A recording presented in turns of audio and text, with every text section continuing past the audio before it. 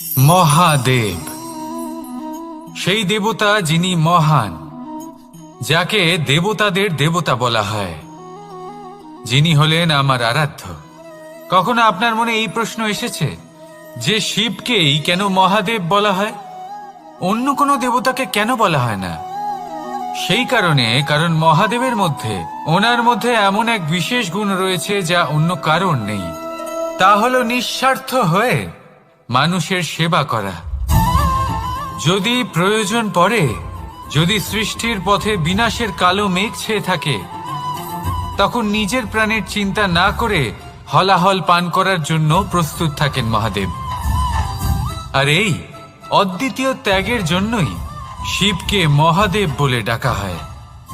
এবার যদি কোনো মানুষও নিঃস্বার্থ ভাবনার দ্বারা নিজেকে অর্পণ করে দেয় এই জগতের কল্যাণের জন্য, মানুষের সেবার জন্য, তাহলে তিনিও মহাপুরুষ, মহামানব হতে পারেন। যদি কেউ অভুক্ত থাকেন, তাহলে নিজের থালা থেকে অর্ধেক খাবার তাকে দিয়ে দিন। যদি কেউ অসুস্থ হন, তাহলে তাকে সেবা করার, চিকিৎসা করার চেষ্টা করুন। এই জীবন শুধু নিজের জন্য নয়, অন্যদের প্রতি, সমস্ত সংসারের প্রতি উৎসর্গ করুন। যদি এইসব মানুষ শিখে যান, তাহলে তিনি মহাদেবের পথে অগ্রসর হতে পারেন। যদি মানুষ নিঃস্বার্থ ভাবনার দ্বারা এই সংসারের সেবা করতে শিখে যান, তাহলে তিনি নিশ্চিত রূপে মহামানব অবশ্যই হতে পারবেন। আসুন আমার সাথে ভালোবেসে বলুন, রাধা রাধা। স্বর্ণ, হিরে, মুক্ত, মানিক, এই সব কিছুকে আগে পাথর বলা হতো। তাহলে এমন কি হলো যে এদের রত্ন বলা হয়? আর রত্ন তা বাস্তবে আসলে কি? এটা হলো সেই পাথর যাকে আগে আগুনের তাপ সহ্য করতে হয়েছে, পরখ করা হয়েছে, যাচাই করা হয়েছে, এদের কাটার চেষ্টা করা হয়েছে, কিন্তু তারা কখনোই নষ্ট হয়নি, বরং তারা আরো উদ্ভাসিত হয়েছে, আরো উজ্জ্বল হয়েছে, এই সংসারে আরো প্রকাশ ছড়িয়ে দিয়েছে। সেই জন্য এরা হলো এত অমূল্য, সেই জন্য এরা হলো বহুমূল্য, সেই জন্যই এদের রত্ন বলা হয়। এবার মানুষের কাছেও এই নির্বাচনের অধিকার রয়েছে যে আমরা শুধু পাথর হয়ে থাকব নাকি রত্ন হয়ে থাকব। কিভাবে? আমাদের জীবনেও অনেক সমস্যা রয়েছে, বাধা আছে, বিপত্তি আছে।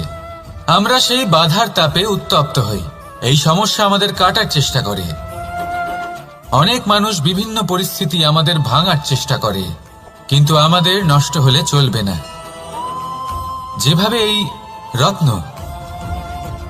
সমস্যার সম্মুখীন হয়ে পাথর থেকে রত্ন হয়েছে, সেইভাবেই আমাদেরও আমাদের সমস্যার সম্মুখীন হয়ে রত্ন হয়ে উঠতে হবে, এই সংসারে প্রকাশের স্রোত হয়ে উঠতে হবে। তাহলে এটাই করুন আর আমার সাথে ভালোবেসে বলুন, রাধা রাধা। সংসারে সব থেকে বড় শক্তি আসলে কি? কেউ বলবেন শারীরিক শক্তি, কেউ বলবেন অস্ত্রের শক্তি, কেউ বলবেন জ্ঞানের শক্তি। ঠিক আছে, কিন্তু যদি আমি বলি সংসারের সব থেকে বড় শক্তি হলো শক্তি কোনো এক তথ্যের, আগে হ্যাঁ, তথ্য। এই তথ্য নিজেই কিন্তু খুব শক্তিশালী, অত্যন্ত শক্তিশালী অস্ত্র হলো এই তথ্য। আর সত্যি বলতে, অনুচিত তথ্যের থেকে অনেক বেশি ঘাতক হলো অসম্পূর্ণ তথ্য। যেরকম আজ শাম্ব রুক্মির সাথে করেছে, ওকে অসম্পূর্ণ তথ্য দিয়েছে, তার ফলে বিনাশ হলো। যদি এইভাবেই আপনার কাছেও কোনো অসম্পূর্ণ তথ্য আসে, আর যদি আপনি তা পরখ না করে দেখেন, যাচাই না করে দেখেন, আর নিজের কর্ম করেন, তাহলে উত্থানের বদলে আপনি পতনের সম্মুখীন হবেন, বিকাশের বদলে আপনার বিনাশ হয়ে যাবে। মনে রাখবেন একটা অত্যন্ত গুরুত্বপূর্ণ কথা, সঠিক তথ্য পাওয়া সঠিক তথ্য দেওয়ার থেকে অনেক বেশি গুরুত্বপূর্ণ। আশা করি এই কথা আপনি বুঝেছেন। জীবনে যখনই কোনো তথ্য আপনি পাবেন, সেই বিষয়ে ভেবে দেখুন, পরখ করে দেখুন, যাচাই করুন, তারপর নিজের কর্ম করুন। আর আমার সাথে ভালোবেসে বলুন, রাধা রাধা। ধর্ম এবং প্রেম, এই দুই হলো একই মুদ্রার দুই পিঠ। যদি এদের মধ্যে কোনোটা নষ্ট হয়ে যায়, তাহলে দ্বিতীয়টাও থাকে না। কখনো ভেবেছেন এমন কেন হয়? তার জন্য আগে আপনাকে বুঝতে হবে যে ধর্ম আসলে কি। ধর্ম সেটাই যা এই সংসারের প্রত্যেক মানুষকে একে অপরের সাথে সুখ এবং শান্তিতে থাকতে প্রেরণা যোগায়। এই প্রেরণার আধার হলো প্রেম। প্রেম সেটাই যা আপনার মধ্যে অন্য কারোর প্রতি করুণাবোধ জাগিয়ে তোলে, সম্মান জাগিয়ে তোলে। এবার যদি প্রেম চলে যায় তাহলে সবার আগে বিনাশ হবে সম্মান আর করুণাবোধের। এবার যেখানে না প্রেম রয়েছে, না সম্মান রয়েছে, না করুণা রয়েছে, সেখানে ধর্ম কিভাবে বাস করবে? অশুভ ইচ্ছে জাগ্রত হয়ে ওঠে, ক্রোধ জাগ্রত হয়ে ওঠে, অহংকার জাগ্রত হয়ে ওঠে, আর তারপর আরম্ভ হয় অধর্মের। তাই যা যা ভাবনা আপনার অন্তরে প্রবেশ করছে করতে দিন, কিন্তু যাই হোক না কেন এই প্রেমকে নিজের থেকে দূরে যেতে দেবেন না। এই প্রেমকে চিরকাল নিজের কাছে রাখুন, নিজের হৃদয়। আর এই প্রেম ভাব নিয়ে বলুন, রাধা রাধা। মানুষের জীবনে উন্নতি লাভ করার জন্য তিনটি স্তম্ভের প্রয়োজন হয়। প্রথম স্তম্ভ শিক্ষা। এই শিক্ষা আমাদের জ্ঞান প্রদান করে। দ্বিতীয় স্তম্ভ ব্যবসা, যার দ্বারা আমরা ধন উপার্জন করি। তৃতীয় স্তম্ভ হলো আমাদের ঈশ্বর, আমাদের ইষ্ট। এনার সাথে যদি আমরা জুড়ে থাকতে পারি তাহলে এমন একটা মানসিক বল আপনি লাভ করবেন যেটা এই সংসারে আর কোথাও পাওয়া সম্ভব নয়। কিন্তু মানুষ অনেক সময় জীবনে এই তিনটি স্তম্ভ লাভ করা সত্ত্বেও সামনে অগ্রসর হতে পারেন না। তখনও জীবনে কঠিন পরিস্থিতি আসতেই থাকে। এমনটা ঠিক কেন হয়? কারণ সে জীবনে এই তিনটি স্তম্ভ লাভ করে নেয়, জীবনে প্রয়োগও করে, কিন্তু তার ভিতের কথা সে ভুলেই যায়। যেমন প্রথম স্তম্ভ অর্থাৎ শিক্ষা। এই শিক্ষার আধার হলো শুভ চেতনা। যদি অন্তরে শুভ চেতনা না থাকে তাহলে এই শিক্ষার কোনো গুরুত্ব থাকে না। দ্বিতীয় স্তম্ভ ব্যবসা। পরিশ্রম করে উপার্জন করতে হবে, এই কথাটা আমরা সবাই জানি এবং সবাই চেষ্টাও করি। কিন্তু ব্যবসা করতে করতে আমরা এটা ভুলে যাই আমাদের ব্যবহার কেমন হয়ে পড়েছে। এই ব্যবহার যদি শুভ হয় তাহলে আমাদের উপার্জন আস্তে আস্তে একটা স্থির জায়গায় এসে পৌঁছবে। এবং তৃতীয় স্তম্ভ আমাদের ভগবান। যদি ওনার স্মরণে আপনি যেতে চান তাহলে তার পূর্বে নিজের মা বাবাকে সেবা করুন, তাদের যত্ন করুন, তাদেরকে ভালোবাসুন, কারণ ওনারাই হলেন এই সংসারে আপনার সবথেকে বড় ইষ্ট।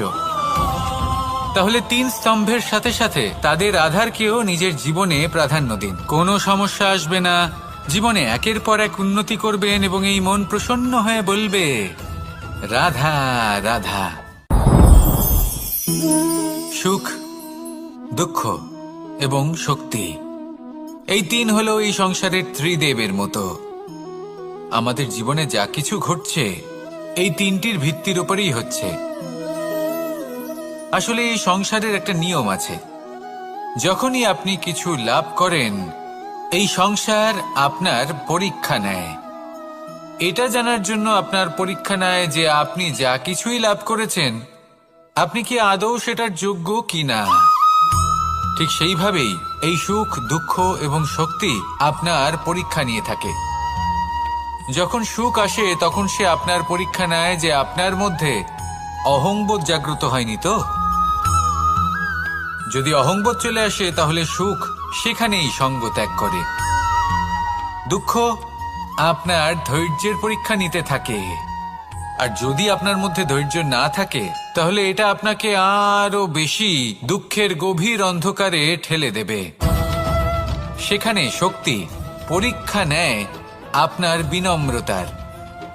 যদি আপনি বিনম্র না হন তাহলে হয় এই শক্তি আপনার সঙ্গ ত্যাগ করবে, নয় এই শক্তি বিনম্রতার অভাবে আপনার পতনের কারণ হতে পারে। এই সংসারে যে কোনো ব্যক্তি যিনি এই পরীক্ষায় উত্তীর্ণ হয়ে থাকেন এই জীবনে তিনি সাফল্য লাভ করেন। আসুন আমার সাথে ভালোবেসে বলুন রাধা রাধা।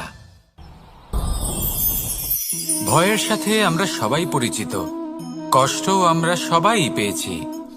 কখনো কখনো আমরা অসুস্থ হয়ে পড়ি, আর এমন সময় হলে মাতার মমতা, কখনো বাবার স্নেহ, কখনো বন্ধুদের পাশে থাকার অনুভূতি আমাদের রোগ নিরাময়ে সাহায্য করে। কখনো যদি আমরা নিরাশ হয়ে পড়ি, তখন যদি আমাদের কোনো আপনজন আমাদের দুটো ভালো কথা বলে, তখন আমাদের মনোবল বেড়ে যায়। ঠিক তেমন সংসারের এই রঙ্গমঞ্চে যদি আপনি পীড়িত অনুভব করেন, কিছু শুভ কথা আলোচনা করুন, কিছু স্তুতি গান করুন, কিছু মুহূর্তের জন্য হলেও নিজের ইষ্টদেবের কথা স্মরণ করুন আর প্রার্থনা করুন। সাহস বাড়বে, শক্তিও বৃদ্ধি পাবে এবং সামনে এগিয়ে চলার পথও দেখতে পাবেন। তখন এই মন প্রসন্ন হয়ে বলবে, রাধা রাধা। এই সংসারে কখনো কোনো ব্যক্তিকে তার বাইরের পোশাক দেখে বিচার করার চেষ্টা করবেন না। এটা খুব বড় ভুল করবেন। যেমন আমরা জীবনে অনেক সময় এমন করি, ধরুন কোথাও একটা গাছ দেখলাম, খুব বিশাল আকারের একটা গাছ, যেটা মাটির থেকে অনেক উঁচুতে পৌঁছে গেছে, যার বিশাল শাখা আছে। সেগুলো দেখে আমরা ভাবি যে এই গাছে হয়তো কত সুস্বাদু ফল আছে। আমরা সেই গাছের পরিচর্যা করতে থাকি। আবার অন্যদিকে হলো একটি তৃণ, যেটা মাটি থেকে কিছুটা উঁচুতে পৌঁছেছে, কিন্তু সেই তৃণর নিচে, মাটির নিচে অত্যন্ত সুস্বাদু ফল বা সবজি জন্ম নেয়, যা আমাদের স্বাস্থ্যের পক্ষে অত্যন্ত উপকারী। সেই জন্য কখনো আবরণ দেখে কাউকে বিচার করতে চেষ্টা করবেন না। তার বদলে এটা বোঝার চেষ্টা করুন যে আপনার সামনে যে ব্যক্তি আছে বা বস্তু আছে, তার বিশেষত্ব কি। যদি এই বিশেষত্ব বোঝার ক্ষমতা আপনি অর্জন করেন, যদি এই শিল্প আপনি নিজের ভেতরে জাগ্রত করেন, তাহলে এই সংসারে বিশেষত্ব কি সেটা আপনি জানতে পারবেন। আর এই সমস্ত খেলা দৃষ্টি থেকে নয়, দৃষ্টিভঙ্গি থেকে জন্ম নেয়। দৃষ্টিভঙ্গি সবসময় শুভ রাখুন আর আমার সাথে ভালোবেসে বলুন, রাধা রাধা। যখন আমরা কোনো বনে প্রবেশ করি, তখন এই সবুজ ঘাস দেখে, এই কোমল ঘাস দেখে আমাদের মন প্রফুল্ল হয়ে ওঠে। ভিন্ন ভিন্ন প্রজাতির ফুল, ভিন্ন ভিন্ন রঙের ফুল দেখে এই মন আনন্দে ভরে ওঠে। এখানে শিশুরা আনন্দ লাভ করে, বড়রা ভোজন গ্রহণ করেন, কথাবার্তা বলেন, হাঁটাহাঁটি করে বেড়ান। এবার ভেবে দেখুন, যখন এই উপবনের নির্মাণ হয়েছিল, সেই সময় যদি এই মাটিকে সঠিকভাবে খনন না করা হতো, যদি তাতে সঠিকভাবে বীজ রোপণ না করা হতো, যদি কোনো সংঘর্ষ না হতো, পরিশ্রম না করা হতো, যদি চলতে চলতে পায়ে কাঁটা না বিঁধে যেত, তাহলে এই সুন্দর বন দেখে আমরা কি এই আনন্দ লাভ করতে পারতাম? কখনোই নয়। ধরুন কোনো নদীর তটে সুন্দর একটি বন আছে, সেই বনের আনন্দ লাভ করতে গেলে আপনাকে সেই নদী পার করতেই হবে। যদি সুখের নদীর কাছে পৌঁছতে চান, তাহলে তটে যে কাঁটা রয়েছে সেগুলোর সাথে সংঘর্ষ করতেই হবে। এই সংসারে যদি আপনি সুখ লাভ করতে চান, তাহলে সুখ লাভের এই যাত্রা শুরু করতে হবে সংঘর্ষ দ্বারা। তাহলে সংঘর্ষকে স্বাগত জানান, এর পেছনেই সুখ রয়েছে যা আপনার জন্য অপেক্ষা করছে। এবার হাসুন আর আমার সাথে ভালোবেসে বলুন, রাধা রাধা। সংসারে আমাদের জীবনের সবথেকে বড় দোষ কি আপনি জানেন? কেউ বলবেন লোভ, কেউ বলবেন লালসা, কেউ বলবেন অসত্য। দেখুন, দুঃখের মূল কারণ হলো পরিশ্রম না করা। কিছু মানুষ ভাবেন যে আমি জীবনে কোনো পরিশ্রম করব না, অথচ আমি সবকিছু প্রাপ্ত করতে চাই। আর এমন এক কারণের জন্যই দূতের মতো খেলা আমাদের জীবনে প্রবেশ করার সুযোগ পায়। দূত। এই দূত আসলে কি? দূত অর্থাৎ কোনো পরিশ্রম ছাড়াই অন্য কেউ পরিশ্রম করে যা অর্জন করেছেন, যে সুখ সুবিধা অর্জন করেছেন, তা নিজের জন্য শুধুমাত্র একটা খেলার মাধ্যমে নিজের করে নেবার ইচ্ছে। আর এই ইচ্ছে অত্যন্ত বিনাশকারী হতে পারে। এই ইচ্ছে যদি আপনার বিবেক, আপনার মন, আপনার চেতনা, আপনার ভাবনা প্রবাহিত করে ফেলে, তারপরে আপনি চেষ্টা করতে শুরু করে দেবেন, আর সেইখান থেকেই আপনার পতন শুরু হবে। এই চেষ্টা করবেন যে অন্য কারোর জীবনের সমস্ত ধন, তার সমস্ত জীবন সম্পূর্ণভাবে নিজের করে নেওয়ার। কারণ প্রথমে আশা জাগ্রত হয়, আর এই আশা হতাশায় পরিণত হতে সময় লাগে না। এই হতাশা কুণ্ঠায় পরিণত হতে সময় লাগে না, কুণ্ঠা লোভে পরিণত হতে সময় লাগে না, আর এই লোভ প্রতিশোধ স্পৃহাতে পরিণত হতে সময় লাগে না। আর যখন এই সব কিছু হয়, আপনি দুষ্ট হয়ে যান। আর সবাই জানেন যে প্রত্যেক দুষ্ট ব্যক্তির পতন হলো অবশ্যম্ভাবী। তাই নিজেকে দূতের থেকে দূরে রাখুন আর পরিশ্রমকে নিজের কাছে টেনে নিন। জীবনে আপনার যা যা স্বপ্ন রয়েছে, যা আপনি করতে চান, শুধুই পরিশ্রম দ্বারা অর্জন করুন। তাহলে তাই করুন, আর আমার সাথে ভালোবেসে বলুন, রাধা রাধা। জীবনে কিছু শেখা অত্যন্ত গুরুত্বপূর্ণ। এবার কি কি শিখতে হবে, সেই সব শেখানোর জন্য অনেক শিক্ষক রয়েছেন। কিন্তু কি শিখবেন না আর কি করবেন না, এটা আমাদের নিজের অভিজ্ঞতা দিয়ে শিখতে হয়। কিন্তু তার মানে এটা নয় যে যদি আপনাকে শিখতে হয় যে আগুনের তাপ কতটা, আপনাকে আগুনের মধ্যে হাত দিতে হবে। না, অন্য কারোর অভিজ্ঞতা দ্বারাও শিখতে পারেন। প্রশ্ন শুধুমাত্র একটাই যে আপনি কি শিখতে চান নাকি চান না। যদি আপনি এটাই ভাবেন যে আমি শুধুই নিজের অভিজ্ঞতা দ্বারাই শিখতে চাই, তাহলে জীবনকাল ছোট মনে হবে, অনেক কিছুই শিখতে পারবেন না। তাই নিজের সাথে সাথে বড়দের অভিজ্ঞতা দ্বারাও শেখা শুরু করে দিন। এই সংসারের অভিজ্ঞতা দ্বারা শিখতে শুরু করে দিন।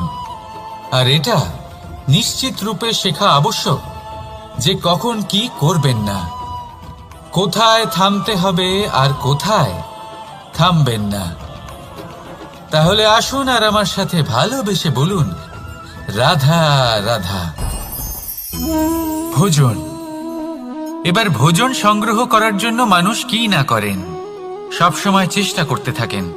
ফসল উৎপাদনের জন্য অনেক পরিশ্রম করতে থাকেন, কিন্তু অনেক সময় অনেক পরিশ্রম করার পরেও ফসল ভালো উৎপাদন হয় না।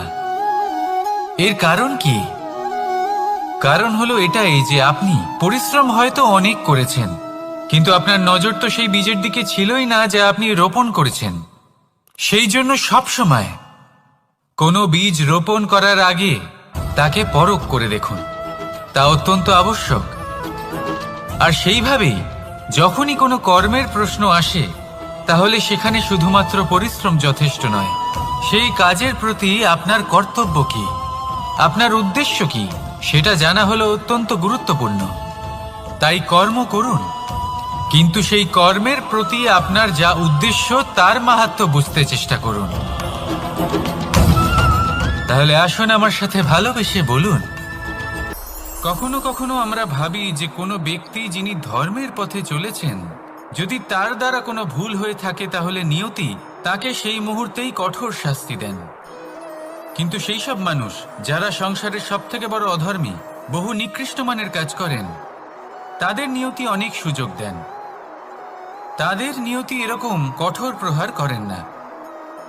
এই ভাবনা কখনো না কখনো মনে আসেই। ভেবে দেখুন কেন?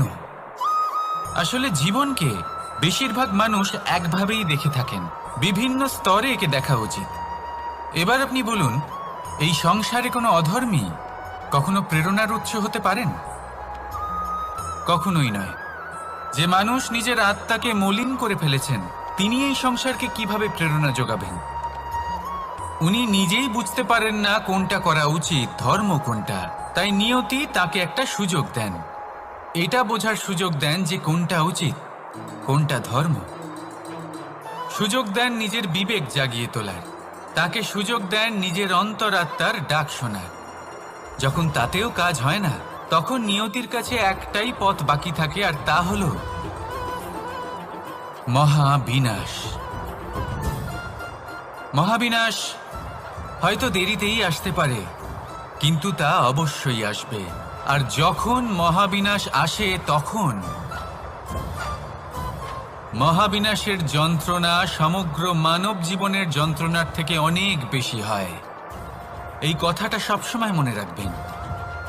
আর অন্যদিকে যে মানুষ ধর্মের পথে চলছেন, তার দ্বারা যদি কোনো ভুল হয়ে থাকে, তখন নিয়তি তার পরীক্ষা নেন। কিছুক্ষণের জন্য মানুষের মনে হতে পারে নিয়তি তাকে কঠোর শাস্তি দিয়েছেন, কিন্তু সময়ের সাথে আমরা সবাই দেখি যে যখন সেই মানুষ সেই পরীক্ষায় উত্তীর্ণ হন, এই সমস্ত সংসারের জন্য প্রেরণার উৎস হয়ে ওঠেন। অর্থাৎ নিয়তি প্রত্যেক মানুষকে তার কর্ম অনুসারে উচিত ফলও দেন, উচিত শাস্তিও দেন। পার্থক্য হলো শুধুমাত্র সময় আর আপনার দৃষ্টিভঙ্গির। তাই ধর্মের পথে চলুন আর আমার সাথে ভালোবেসে বলুন, রাধা রাধা। দ্বিধাবোধ। অনেক সময় আমরা জীবনে সেই বাঁকে এসে পৌঁছই যেখানে আমরা বুঝতেই পারি না যে এবার কোন দিক নির্বাচন করা উচিত। কখনো এদিকে যাওয়া উচিত মনে হয়, কখনো ওদিকে যাওয়া উচিত মনে হয়, কখনো দুদিকেই যাওয়া প্রয়োজনীয় বলে মনে হয়, কিন্তু তা তো সম্ভব নয়। কখনো কখনো এটা মনে হয় যে এখানেই থেমে যাওয়া ভালো, কোথাও না যাওয়াই শ্রেয়। এবার একেই তো দ্বিধাবোধ বলে। সংসারে এমন কোনো দ্বিধা নেই যার সমাধান সম্ভব নয়। এই দ্বিধাবোধ স্বাভাবিক, আর আপনার এই দ্বিধাকে আমি একটু সরল করে দিই। দ্বিধাগ্রস্ত হয়ে নির্বাচন করলে তখন এটা মাথায় নিয়ে করবেন যে আপনার এই নির্বাচনের ফলে এই সংসারের ওপর, এই সমাজের ওপর কি প্রভাব পড়তে পারে। নিজের লাভ ক্ষতির বিষয়ে ভাবা ছেড়ে দিন আর কর্ম করুন সংসারের মঙ্গলের জন্য, আগামী প্রজন্মের মঙ্গলের জন্য। ভাবুন আপনার এই নির্বাচনের জন্য কিভাবে তাদের জীবনের উদ্ধার সম্ভব। কারণ এই ভাবনাই হলো উচিত ভাবনা। কারণ অনেক সময় ওষুধ একটু কড়া মনে হতেই পারে, কিন্তু এই ওষুধই তো রোগ মুক্তি ঘটায়। সেইভাবে আপনাকেও এই দ্বিধার মুহূর্তে কঠিন নির্বাচন করতে হতে পারে। এই কঠিন নির্বাচন জীবনে কঠিন পরিস্থিতিও আনতে পারে, কিন্তু যদি এই নির্বাচন ধর্মসঙ্গত হয়, যদি এর দ্বারা সংসারের মঙ্গল হয়, তাহলে এই নির্বাচনই হলো সঠিক নির্বাচন। আসুন আমার সাথে ভালোবেসে বলুন, রাধা রাধা। মানুষ নানান ধরনের বাসনা পোষণ করেন, তাদের নানান ইচ্ছে থাকে, অভিলাষা থাকে, নানান কামনা করতে থাকেন, স্বপ্ন দেখেন, প্রার্থনা করেন যেন তা সফল হয়, নিজের সম্পন্নতা কামনা করেন, আর শেষে নিরাশ হয়ে যান কারণ এসব কিছুই পান না। আপনাকে একটা ছোট্ট উদাহরণ দিই। জঙ্গলের রাজা কাকে বলা হয়? সিংহকে। এবার যেহেতু সিংহ বনের রাজা, তাই হরিণ তো তার কাছে এসে এটা বলতে পারে না যে আপনি হলেন বনের রাজা, তাই আপনি আমাকে মেরে ফেলুন, আমাকে খেয়ে ফেলুন আর নিজের ক্ষুধা নিবারণ করুন। এমন তো হয় না। সিংহ যতই বনের রাজা হোক, তাকেও পরিশ্রম অবশ্যই করতে হয়, তবেই তার ক্ষুধা নিবারণ হয়। সেইভাবেই আপনার সমস্ত স্বপ্ন, আপনার সমস্ত ইচ্ছে, আপনার সমস্ত অভিলাষা, সমস্ত আকাঙ্ক্ষা পূরণ হবেই, অবশ্যই হবে, পরিশ্রমের দ্বারা। শুধু ভাবলেই হবে না। তাহলে আপনিও জীবনে পরিশ্রম করুন, নিজের সমস্ত স্বপ্ন পূরণ করুন, আর আমার সাথে ভালোবেসে বলুন, রাধা রাধা। আপনি কি কখনো কোনো উঁচু পর্বতের শিখরে পৌঁছতে পেরেছেন? যদি পৌঁছে থাকেন বা যদি আপনি কোনো উঁচু পর্বতের শিখরে যান, তাহলে ভালো করে দেখবেন, আপনি যত উঁচুতে অগ্রসর হতে থাকবেন, আস্তে আস্তে সমস্ত বনস্পতি বিলুপ্ত হতে থাকে। তারপরে সমস্ত গাছপালা, পশু পাখি সব বিলুপ্ত হতে থাকে। শেষ পর্যন্ত সেই শিখরে থেকে যায় শুধুমাত্র শান্তি, নীরবতা।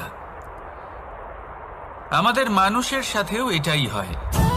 মানুষ যখন আত্মবিকাশের পথে অগ্রসর হতে থাকে এবং নিজের জীবনের শিখরে পৌঁছতে চায়, তখন তার একা থাকা অত্যন্ত প্রয়োজনীয় হয়। আর তাকে তখন ত্যাগ করতে হয় নিজের সুখ স্বাচ্ছন্দ্য, নিজের সম্পত্তি, নিজের সমৃদ্ধি, নিজের সৌন্দর্য। দেখুন, জীবনের শিখরে পৌঁছনো একেবারেই সহজ কাজ নয়। এ হলো অত্যন্ত দুর্গম এক পথ, কিন্তু যদি আপনি সেখানে পৌঁছতে চান, তাহলে আপনাকে ত্যাগের প্রবৃত্তি জাগিয়ে তুলতে হবে। ত্যাগ কি সেটা জানতে হবে, কারণ ত্যাগের ফলেই মনে শান্তি আসে, আর সেই শান্তির ফলে মনে উৎপন্ন হয় প্রেম। আর এই প্রেমই হলো জীবনের অন্তিম লক্ষ্য। তাহলে আসুন আমার সাথে ভালোবেসে বলুন, রাধা রাধা। অধিকার, এটা না কোনো সাধারণ শব্দ, না কোনো ব্যবসা, নিজেই একটা অদ্ভুত ব্যাপার এই অধিকার। স্বয়ং ঈশ্বর মানুষকে জীবন বাঁচার অধিকার দিয়েছেন, কিন্তু যখন কোনো নারীর অধিকারের প্রশ্ন আসে তখন সেই অধিকারের সাথে কর্তব্য জুড়ে যায়। এবার নারীর অনেক অধিকারের মধ্যে একটা অধিকার হলো নিজের স্বামী নির্বাচন করা। নির্বাচন করা কে হবে তার অর্ধাঙ্গ, এমন একজন ব্যক্তি নির্বাচন করা যিনি নিজের সাথে, নিজের স্ত্রীর সাথে, সমগ্র পরিবারের সাথে এই সমগ্র সমাজের পরিস্থিতিকে উন্নত করতে পারেন। তাহলে ভাবুন, নিজের জন্য স্বামী বেছে নেওয়া কত বড় অধিকার, আর যোগ্য স্বামী বাছা তার থেকেও বড় কর্তব্য। তাই নারীর অধিকারের সাথে যখন কর্তব্য শব্দ জুড়ে যায়, অধিকার নামক শব্দের মাহাত্ম্য আরো বেড়ে যায়। আপনিও নিজের জীবনে নিজের অধিকারের সাথে কর্তব্যকে জুড়ে দেখুন। যদি এরকম করেন তাহলে সমস্ত স্বপ্ন পূর্ণ হবে, আর মন প্রসন্ন হয়ে বলবে, রাধা রাধা। কর্ম, কর্ম সর্বদাই শান্ত মনে করুন। ভিতের সেই ইটের মতো করুন যে শান্তভাবে 7 হাত গভীরে অবস্থান করে। সবার চোখ যায় শিখরের সেই পতাকার দিকে, কিন্তু শিখরে থাকা সেই পতাকা প্রতীক হলো ভিতের মধ্যে থাকা সেই ইটের শক্তির, যে শান্ত মনে নিজের কাজ করে গেছে। তাই এইভাবেই নিজের কর্ম করুন শান্ত মনে, সন্তোষ ভাব নিয়ে। কলরব যা করার তা আপনার সাফল্যকে করতে দিন, কারণ যখন সাফল্যের এই জয় জয়কার চারিদিকে ছড়িয়ে পড়ে তখন কর্মের এই মৌনতা আরো শক্তিশালী হয়ে ওঠে। তাহলে আসুন আমার সাথে ভালোবেসে বলুন, রাধা রাধা। পরীক্ষা এমন একটা শব্দ যেটা শুনে সংসারের বেশিরভাগ মানুষই ভয়ভীত হয়ে পড়েন। কারণটা কি? অসফলতার ভয়। পরীক্ষা এই শব্দের যদি আমি অন্য দিকটা দেখাই, তার তাৎপর্য এই নয় যে আপনার দুর্বলতা সবার সামনে তুলে ধরবে। এটা তো হলো সেই যুক্তি যা আপনার বল, সাহস, শক্তিগুলি সবার সম্মুখে তুলে ধরবে। আগে হ্যাঁ, এটাই হলো সেই যুক্তি। আপনি নিজেই কখনো দেখবেন পরীক্ষার সময় আপনার অন্তরের অনেক গুণ বাইরে বেরিয়ে আসে। এমন কোনো শক্তির উদ্ভব হয় যার বিষয়ে আপনি নিজেও জানতেন না, ঠিক কিনা? তাই এই পরীক্ষাকে কখনো ভয় পাবেন না। বিশ্বাসের সাথে নির্ভীক হয়ে এটার সম্মুখীন হন। দিনের শেষে এই পরীক্ষা শুধুই আপনাকে উজ্জ্বল করবে, আপনাকে আরো শ্রেষ্ঠ করে তুলবে।